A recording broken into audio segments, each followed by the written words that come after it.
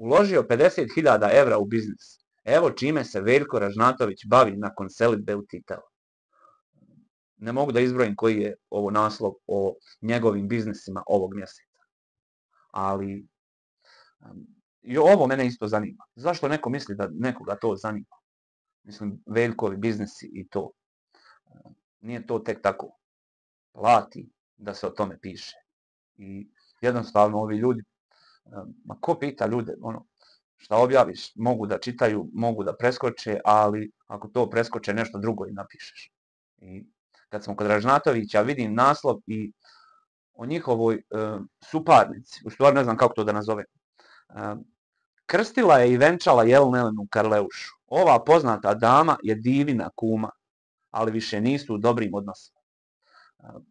Jel primjećujete da portali i mediji svi Karleušu sve više nazivaju diva?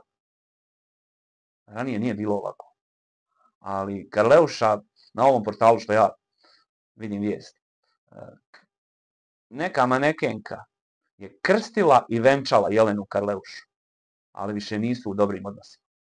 I ovo biti sa kumom u lošim odnosima, sada je otprilike ljudi, ovako, priča se da je to srpski običaj. Nije. To su radikalski kumovi. Samo se radikali i osobe vezane za radikale, mislim, koje se mogu dovesti u vezu sa radikalima, posvađaju sa svojim kumovima.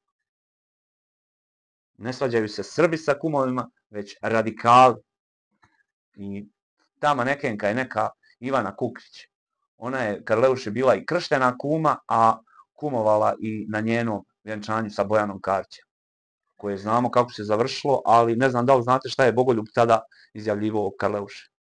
A sada je promijenio ploču.